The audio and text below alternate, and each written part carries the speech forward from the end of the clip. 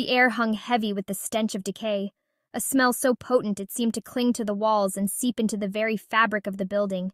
It seeped from beneath the door, a gruesome calling card that hinted at the horrors within.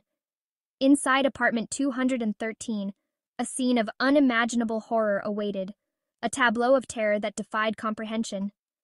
This wasn't a Halloween prank, nor was it a scene from a horror movie. This was the real-life House of Horrors, a place where nightmares were made manifest. The man at the center of it all? Jeffrey Lionel Dahmer, a name that would forever be etched in the annals of criminal history, synonymous with evil and depravity. Dahmer's crimes shocked the world, leaving a scar on the collective consciousness of society. He wasn't just a murderer, he was a monster who preyed on the vulnerable, exploiting their trust and innocence. Young men, lured to their deaths with promises of companionship and alcohol, found themselves ensnared in a deadly trap. They became trapped in a nightmare, their lives brutally extinguished by a man who saw them as mere objects for his twisted desires. Dahmer's need to control, to possess, drove him to commit acts of unspeakable depravity, acts that defied human understanding. What drove this seemingly ordinary man to such darkness? What twisted his mind to the point of no return?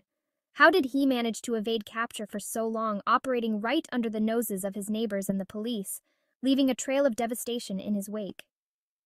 The answers, like the man himself, are complex and deeply disturbing, a tangled web of psychological torment and unrelenting evil. Over the course of this exploration, we will delve into the life and crimes of Jeffrey Dahmer, peeling back the layers of his dark existence. We will examine his childhood, searching for clues that might explain the monster he became, looking for signs that might have foretold his descent into madness. We will dissect his crimes, attempting to understand the method behind the madness, the cold, calculated steps he took to fulfill his horrific desires. And we will hear the stories of his victims, ensuring they are never forgotten, honoring their memories and the lives they lived before they were so cruelly taken away. Childhood should be a time of innocence and joy. For Jeffrey Dahmer, it was a breeding ground for darkness. Born in 1960, Dahmer's early years were marked by instability and neglect. His parents, caught in a volatile marriage, paid little attention to their son's growing emotional detachment. As a child, Dahmer displayed a disturbing fascination with death. He collected dead animals, dissecting them with a morbid curiosity. This fascination, coupled with his increasing isolation, set the stage for a terrifying transformation. Some experts believe that Dahmer's early interest in animal cruelty was a precursor to his later crimes against humans. The act of killing, of exerting absolute control over another living being, became a source of twisted satisfaction. But childhood trauma alone cannot fully explain the depths of Dahmer's depravity. As we delve deeper into his psyche, we will uncover other factors that contributed to his descent into madness. The summer of 1978 would forever mark a turning point in Jeffrey Dahmer's life. It was a time when the boundaries of his dark fantasies began to blur with reality.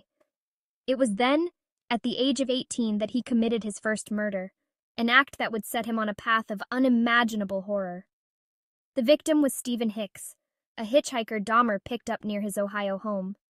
Hicks was just looking for a ride, unaware of the sinister intentions lurking behind Dahmer's seemingly friendly demeanor.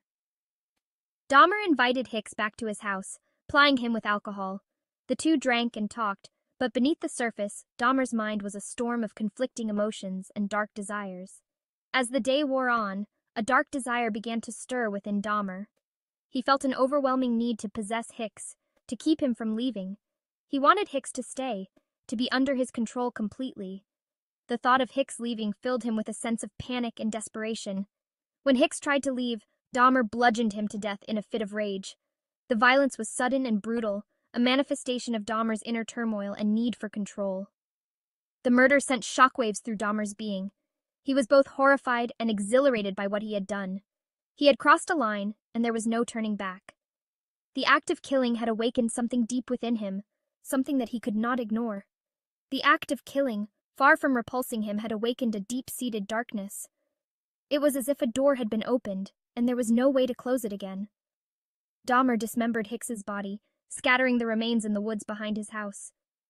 Each cut, each act of dismemberment, was a way for him to assert his dominance and control over his victim. He would later tell investigators that he felt a sense of power and control during the dismemberment, as if he were erasing the evidence of his crime and asserting his dominance over the victim. It was a chilling insight into the mind of a killer. This marked the beginning of a horrifying killing spree that would span over a decade. Dahmer's descent into madness had begun, and the world would soon come to know the true extent of his monstrous nature. Over the years, Dahmer's crimes would become more gruesome and his methods more refined. He would lure more victims, each time perfecting his twisted rituals. It wasn't until his arrest in 1991 that the full horror of his actions came to light. The world was shocked by the revelations, and Dahmer's name became synonymous with evil. During his trial, Dahmer showed little remorse, his cold demeanor a stark contrast to the heinous nature of his crimes. He was sentenced to life in prison, but the scars he left on the families of his victims would never heal. Jeffrey Dahmer's story is a chilling reminder of the darkness that can lurk within the human soul, a descent into madness that left a trail of devastation in its wake. Section 4. The Milwaukee Years. A Reign of Terror. In 1981, Dahmer moved to Milwaukee, Wisconsin. This move marked a significant turning point in his life as he transitioned from a troubled youth to a full-fledged predator. It was here, in a city grappling with its own social and economic problems, that Dahmer's reign of terror truly began. Milwaukee, with its bustling streets and hidden corners, became the perfect hunting ground for Dahmer's sinister activities.